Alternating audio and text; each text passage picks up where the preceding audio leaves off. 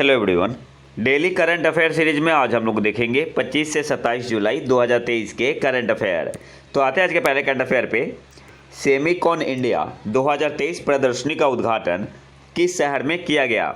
यहाँ पे मैं ऑप्शन नहीं पढ़ रहा, सीधे आंसर बताते हुए चल रहा हूँ।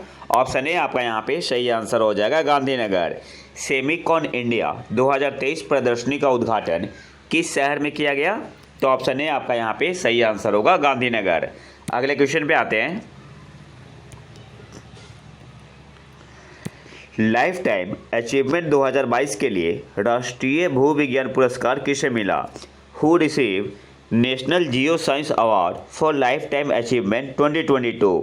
सही आंसर यहाँ पे होगा option D, doctor Om Narayan Bhargava. Life time achievement 2022 के लिए राष्ट्रीय भू विज्ञान पुरस्कार किसे मिला है?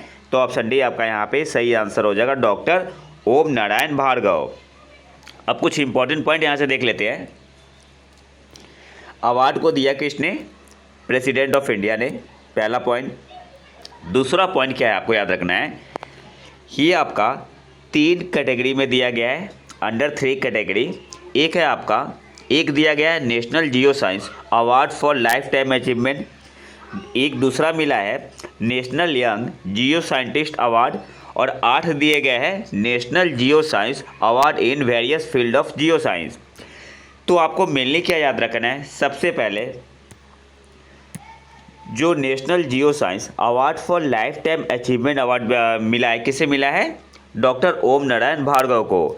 National geo science award for life time achievement किसे मिला है? डॉक्टर ओम नारायण भार्गव। और दूसरा आपको याद रखना है, जो नेशनल यंग जियो साइंटिस्ट अवार्ड मिला है, ये किसे मिला है? डॉक्टर अमिय कुमार समल को। बस ये 2 पॉइंट आपको यहाँ से याद रखना है। अगले क्वेश्चन पे आते हैं।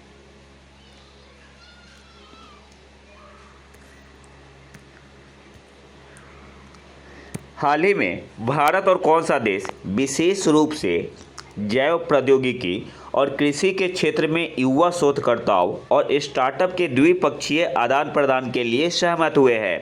सही आंसर क्या होगा? ऑप्शन सी आपका यहाँ पे सही आंसर होगा, अर्जेंटीना। हाल ही में भारत और कौन सा देश विशेष रूप से जैव प्रौद्योगिकी, बायोटेक्नोलॉजी और कृषि के क्षेत्र में युवा शोधकर्ताओं और स्टार्टअप के द्विपक्षीय आदान प्रदान के लिए सहमत हुए हैं? तो भारत और अर्जेंटीना, ऑप्शन सी आपका यहाँ पे सही आंसर होगा। अगले क्वेश्चन पे आते हैं। अच्छा, यहाँ से आपको 2 पॉइंट और याद रखना है। भारत विश्व का 3rd लार्जेस्ट स्टार्टअप इकोसिस्टम है।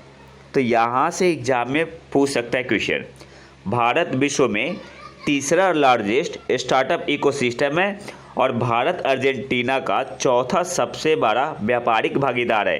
तो ये 2 की पॉइंट है। पहला है आपका, भारत विश्व का 3रा लार्जेस्ट स्टार्टअप इकोसिस्टम है और भारत अर्जेंटीना का 4था सबसे बड़ा व्यापारिक भागीदार है। तो ये 2 पॉइंट आपको और याद रखने हैं। अगले क्वेश्चन पे आते हैं। जुलाई 2018 से अप्रैल 2022 तक सरकार द्वारा अधिसूचित विभिन्न इथेनॉल ब्याज सबवेंशन योजना के तहत बिहार राज्य में कुल कितनी इथेनॉल परियोजनाओं को मंजूरी दी गई है? सही आंसर यहाँ पे क्या होगा? ऑप्शन बी आपका यहाँ पे सही आंसर हो जाएगा, 47। और ये मैंने कहाँ से लिया है, सोर्स कहाँ से लिया है मैंने? पीआईबी से। और इस इंफॉर्मेशन को दिया है, the information was given by the minister of state in the ministry of petroleum and natural gas, जिनका नाम है श्री रामेश्वर तेली। इन्होंने राज्यसभा में कहा है, जुलाई 2018 से अप्रैल 2022 तक सरकार द्वारा अधिसूचित विभिन्न इथेनॉल ब्याज सबवेंशन योजना के तहत बिहार राज्य में कुल कितनी इथेनॉल परियोजनाओं को मंजूरी दी गई है? तो ऑप्शन बी आपका यहाँ पे सही आंसर होगा, 47। अच्छा, इथेनॉल को कैसे लिखते हैं? C2H5OH, ठीक है, इथाइल एल्कोहल बोलते हैं या इथेनॉल। अगले क्वेश्चन पे आते हैं। किस स्टार्टअप कंपनी ने भारतीय वायुसेना के लिए लघु मल्टी पेलोड उपग्रहों के निर्माण के लिए अनुदान जीता है? Which startup company wins grant for manufacturing miniaturized multi payload satellite for Indian air force? सही आंसर क्या होगा? किसने जीता है ग्रांट? ऑप्शन ए आपका यहाँ पे सही आंसर हो जाएगा पिक्सेल ने। किस स्टार्टअप कंपनी ने भारतीय वायुसेना इंडियन एयरफोर्स के लिए लघु मल्टी पेलोड उपग्रहों के निर्माण के लिए अनुदान जीता है? तो ऑप्शन ए आपका यहाँ पे सही आंसर हो जाएगा पिक्सेल। अगले क्वेश्चन पे आते हैं। मैंग्रोव पारिस्थितिकी तंत्र के संरक्षण के लिए अंतर्राष्ट्रीय दिवस international day for the conservation of the mangrove ecosystem किस दिन मनाया जाता है? सही आंसर क्या होगा? ऑप्शन सी आपका यहाँ पे सही आंसर हो जाएगा 26 जुलाई को international day for the conservation of the mangrove ecosystem किस दिन मनाया जाता है? तो सही आंसर क्या होगा? ऑप्शन सी आपका यहाँ पे सही आंसर हो जाएगा 26 जुलाई को। अगले क्वेश्चन पे आते हैं। भारतीय रिजर्व बैंक आरबीआई ने जमाकर्ता शिक्षा और जागरूकता fund depositor education and awareness fund योजना की स्थापना किस वर्ष में की थी? इसे शॉर्ट में बोलते हैं DEA फंड। तो यहाँ पे सही आंसर क्या होगा? अच्छा, DEA फंड क्या है? तो यह जमाकर्ताओं के बीच जागरूकता पैदा करना और वित्तीय क्षेत्र के उनके हितों की रक्षा करना इसका ऑब्जेक्टिव है। DEA फंड का ऑब्जेक्टिव क्या है? जमाकर्ताओं के बीच जागरूकता पैदा करना और वित्तीय क्षेत्र में उनके हितों की रक्षा करना। और यह योजना आया क्यों था? तो जो जमा राशि होती है ना, जिसमें कोई क्लेम नहीं होता, दावा नहीं होता, तो ये क्या होता है, बैंक पैसा किसके पास चला जाता है? बैंक के पास। और अभी हाल ही में सरकार ने एक जानकारी दी है कि जमा राशि जिन पे कोई दावा नहीं हुआ था 5,729 करोड़ बैंक को हस्तांतरित किए गए थे, इसलिए करंट अफेयर में बना हुआ है। तो सिंपली आपको बताना है कि जो DEA फंड है, depositor education and awareness fund, इसकी स्थापना RBI ने किस वर्ष में की थी? तो ऑप्शन बी आपका यहाँ पे सही आंसर होगा 2014 में। अगले क्वेश्चन पे आते हैं। इसरो 30 जुलाई को किस देश के DSSAR और 6 अन्य उपग्रहों को ले जाने वाला PSLV C56 लॉन्च करेगा? सही आंसर यहाँ पे क्या होगा? Option D Singapore. DSSAR कहाँ का सैटेलाइट है? किस देश का सैटेलाइट है? सिंगापुर का। अब थोड़ा और डिटेल में देख लेते हैं। जो बाकी के 6 सैटेलाइट है, एक तो आपका हो गया DSSAR कहाँ का है? सिंगापुर का है। और जो बाकी के 6 सैटेलाइट है, वेलोक्स AM, ये क्या है? ये टेक्नोलॉजी डेमोस्ट्रेशन माइक्रो सैटेलाइट है। एक है आपका atmospheric coupling and dynamic explorer, जिसे बोलते हैं ARCADE एंड एक्सपेरिमेंटल सैटेलाइट है। तो जो atmospheric coupling and dynamics explorer है, ये क्या है? एक्सपेरिमेंटल सैटेलाइट है। तीसरा है आपका स्कोप 2, ये क्या है? ये 3U नैनो सैटेलाइट फ्लाइंग ए टेक्नोलॉजी डेमोस्ट्रेटर पेलोड है। एक है आपका डुलियन बाई न्यू स्पेस एंड एक क्या है? An advance 3U nano satellite enabling seamless IoT connectivity in both urban and remote location. ज़्यादा इंपॉर्टेंट नहीं है, लेकिन एक बार देख लो। एक है आपका गैलेसिया 2, ये क्या है? ये 3U nano satellite that will be orbiting at low earth orbit LEO। और छठा है आपका ORB-12 स्ट्राइडर, ये क्या है? ये satellite develop under an international collaboration. तो ये 6 पॉइंट है, ज़्यादा इंपॉर्टेंट तो है नहीं, लेकिन एक बार देख लेना सही रहेगा। अगले क्वेश्चन पे आते हैं। किस राज्य के 2 समुदायों महरा और महारा, देखो स्पेलिंग का केवल फर्क है, यहाँ पे क्या है MAHRA और यहाँ पे क्या है MAHRA। तो 2 समुदाय हैं। किस राज्य के 2 समुदायों महरा और महारा को SC सूची में शामिल करने के लिए लोकसभा में विधेयक पेश किया गया है? तो सही आंसर यहाँ पे होगा ऑप्शन है छत्तीसगढ़। अगले क्वेश्चन पे आते हैं। WTO के 13वें मंत्री स्तरीय सम्मेलन के अध्यक्ष के रूप में किसे चुना गया है? तो ऑप्शन बी आपका यहाँ पे सही आंसर हो जाएगा डॉक्टर थानी अल जेओदी। WTO के 13वें मंत्री स्तरीय सम्मेलन के अध्यक्ष के रूप में किसे चुना गया है? तो सही आंसर यहाँ पे होगा ऑप्शन बी डॉक्टर थानी अल जेओदी। अगले क्वेश्चन पे आते हैं। कहाँ के है? UAE के मिनिस्टर है। यूएई के मिनिस्टर है।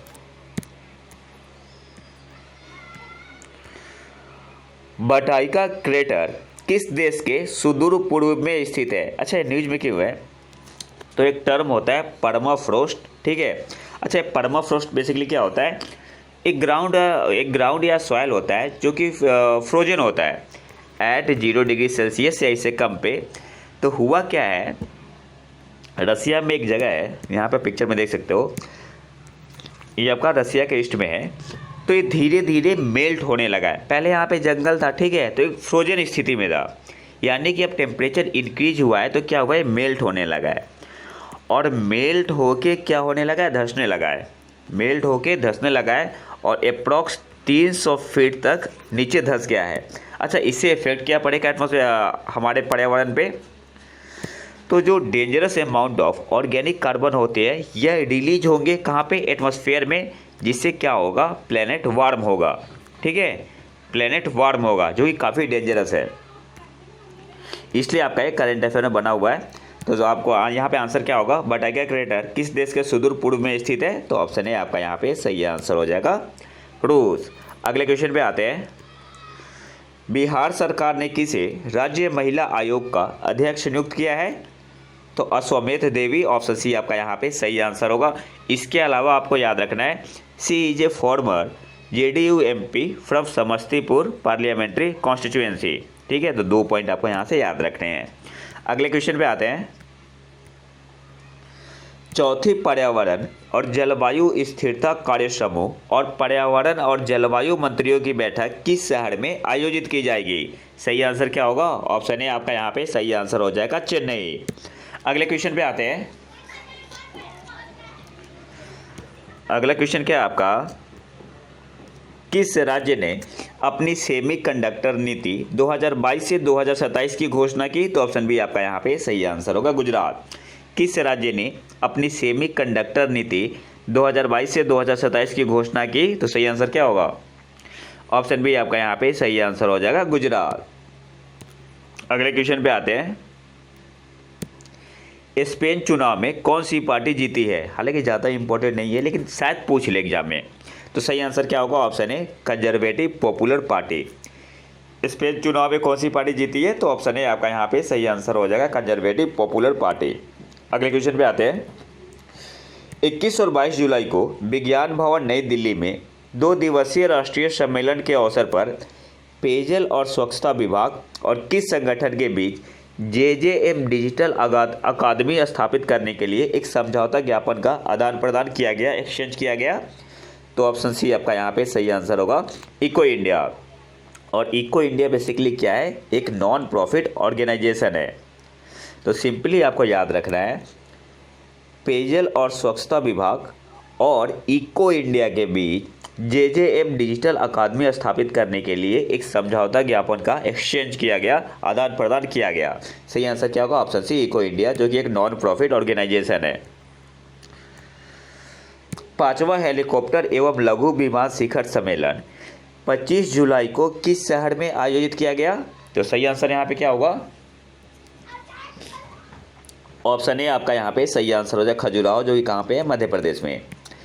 5वां हेलीकॉप्टर एवं लघु विमान शिखर सम्मेलन 23 जुलाई को किस शहर में आयोजित किया गया? तो ऑप्शन ए आपका यहाँ पे सही आंसर हो जाएगा, खजुराहो में। अगले क्वेश्चन पे आते हैं।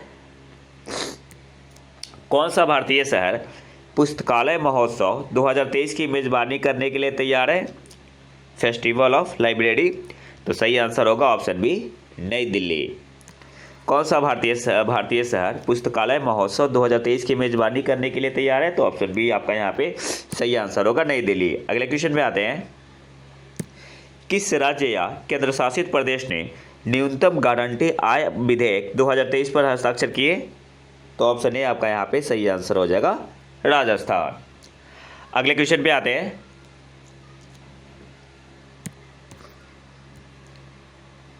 किस भारतीय राज्य ने सतत पशुधन परिवर्तन पर अंतर्राष्ट्रीय संगोष्ठी international symposium of sustainable live stock transformation की मेजबानी की? तो सही आंसर यहाँ पे क्या होगा? ऑप्शन बी आपका यहाँ पे सही आंसर हो जाएगा, गुजरात। किस भारतीय राज्य ने international symposium on sustainable live stock transformation की मेजबानी की? तो ऑप्शन बी आपका यहाँ पे सही आंसर हो जाएगा, गुजरात ने। अगला जो हमारा टॉपिक है इसमें हम लोग स्टैटिक एमसीक्यू कवर करते हैं। तो आते हैं पहले क्वेश्चन पे। निम्नलिखित देशों पर विचार करें: कजाकिस्तान, तुर्कमेनिस्तान, इराक, उज्बेकिस्तान। ऊपर दिए गए देशों में से कितने देशों की सीमा कैस्पियन सागर से लगती है? तो कैस्पियन सी से 5 देशों की सीमा लगती है। कजाकिस्तान, तो देखो कजाकिस्तान है, तुर्कमेनिस्तान भी है, ईरान, अजरबैजान और रूस। तो इराक गलत हो जाएगा, उज्बेकिस्तान गलत हो जाएगा। कैस्पियन सागर की सीमा 5 देशों से लगती है: कजाकिस्तान, तुर्कमेनिस्तान, ईरान, अजरबैजान और रूस। ठीक है, तो यहाँ पे 2 सही है। तो पूछ क्या रहा है, ऊपर दिए गए देशों में से कितने देशों की सीमा कैस्पियन सागर से लगती है? तो कजाकिस्तान और तुर्कमेनिस्तान 2 ही सही है। तो सही आंसर यहाँ पे क्या हो जाएगा? ऑप्शन बी आपका यहाँ पे सही आंसर हो जाएगा, ओनली 2। अगले क्वेश्चन पे आते हैं। अच्छा, यहाँ पे मैप में देख सकते हो आप, ये कैस्पियन सी है ना, देखो कैस्पियन सी है, यहाँ पे कजाकिस्तान है ऊपर, नीचे ईरान है, इधर तुर्कमेनिस्तान है और इधर क्या है, रशिया है, और ये कौन सा था आपका, अजरबैजान। ठीक है, और यहाँ पे है अजरबैजान। अच्छा ठीक है, एक चीज़ और बताना है आपको, यहाँ पे आर्मेनिया जो दिख रहा है यहाँ पे, ये क्या है, एक लैंड लॉक्ड कंट्री है जो कि जॉर्जिया से सीमा बनाती है, तुर्की से बनाती है, इधर अजरबैजान से बनाती है और ईरान से भी बनाती है। अगले क्वेश्चन पे आते हैं। केंद्रीय जांच ब्यूरो सीबीआई के संदर्भ में निम्नलिखित कथनों पर विचार करें। पहला क्या है, सामान्य सहमति आमतौर पर राज्यों द्वारा अपने राज्यों में केंद्र सरकार के कर्मचारियों के खिलाफ भ्रष्टाचार के मामलों की निर्बाध जांच करने में सीबीआई को मदद करने के लिए दी जाती है। जो जनरल कॉन्सेप्ट होता है, is normally given by states to help CBI to conduct a seamless investigation of corruption cases against central government employees in their state. तो ये सही है, तो पहला स्टेटमेंट आपका सही है। दूसरा क्या है, तो सीबीआई है दिल्ली विशेष पुलिस स्थापना अधिनियम 1946 द्वारा शासित है। तो दूसरा भी आपका सही है। तो पूछ क्या रहा है, उपरोक्त कथनों में से कौन सा सही है? तो ऑप्शन सी आपका यहाँ पे सही आंसर हो जाएगा, बोथ 1 और 2। ठीक है, तो आप यहाँ देख सकते हैं डिटेल में, general consent is normally given by the states to help CBI to conduct a seamless का मतलब क्या हुआ, निर्बाध investigation of corruption cases against central government employees in their state, इसलिए आपका पहला सही है। और जो the consent of state government to CBI can be either case specific या जनरल, ये दोनों हो सकते हैं। ठीक है, तो एक की पॉइंट है, आपसे पूछ सकता है, the consent of the state government to CBI can be either case specific या जनरल भी हो सकता है। अगले क्वेश्चन पे आते हैं। क्लाउड सीडिंग के संदर्भ में निम्नलिखित कथनों पर विचार करें। ये न्यूज में क्यों था, तो आईआईटी कानपुर ने डेमोस्ट्रेट किया था क्लाउड सीडिंग करके। पहला क्या है, यह कृत्रिम वर्षा कराने के लिए एक मौसम संशोधन तकनीक है, पहला सही है। दूसरे पे आते हैं, यह तभी काम कर सकता है जब वायुमंडल में पहले से कोई बादल ना हो, ये गलत है। यह काम तभी करेगा जब पर्याप्त मात्रा में बादल क्लाउड मौजूद हो, तो सेकेंड आपका गलत हो गया। तीसरा क्या है, बारिश के बीज जो सीड होता है सिल्वर या पोटेशियम या लिक्विड प्रोपेन के आयोडाइड हो सकते हैं, तो हाँ तीसरा सही है। अच्छा, सिल्वर को कैसे लिखते हैं, एजी डिनोट करते हैं, पोटेशियम को के से, और प्रोपेन को कैसे लिखते हैं, तो मिथ इथ प्रो C3H8। ठीक है, एल्केन ग्रुप का है। तो अगर बताना है ऊपर दिए गए कथनों में से कितने सही है, तो पहला स्टेटमेंट सही है, तीसरा सही है, दूसरा गलत है। तो सही आंसर क्या हो जाएगा, कितने सही है, तो 2 सही है, ऑप्शन बी आपका यहाँ पे सही आंसर होगा। अगले क्वेश्चन पे आते हैं। मिस्टिक कार्यक्रम भारत द्वारा विश्व पर्यावरण दिवस पर शुरू किया गया था, इसका ऑब्जेक्टिव क्या है, तो वर्ल्ड इन्वायरमेंट डे कब मनाते हैं, 5 जून को, और इसका ऑब्जेक्टिव है मैंग्रोव लगाने के लिए। ठीक है, इसका ऑब्जेक्टिव क्या है, मैंग्रोव लगाने के लिए। और मिस्ट्री का फुल फॉर्म क्या होता है, mangrove initiative for shoreline habitat and tangible income. Short में से क्या बोलते हैं, मिस्टी बोलते हैं। लॉन्च किसने किया था, प्रधानमंत्री नरेंद्र मोदी जी ने। और आज के आखिरी क्वेश्चन पे आते हैं। कारी इसात आम को हाल ही में जीआई टैग मिला है, यह किस राज्य से संबंधित है? तो ऑप्शन सी आपका यहाँ पे सही आंसर हो जाएगा, कर्नाटक। कारी इसात मैंगो को हाल ही में जीआई टैग मिला है, यह किस राज्य से संबंधित है? तो ऑप्शन सी आपका यहाँ पे सही आंसर हो जाएगा, कर्नाटक। तो ये तो था हमारा आज का लेक्चर। अगर आपको इसका पीडीएफ चाहिए तो आप हमारे टेलीग्राम चैनल प्रतीक IQ को ज्वाइन कर सकते हैं। और अगर वीडियो पसंद आए तो लाइक करें और चैनल को सब्सक्राइब जरूर कर लें। मिलते हैं नए वीडियो में नए टॉपिक के साथ, तब तक के लिए नमस्कार, जय हिंद।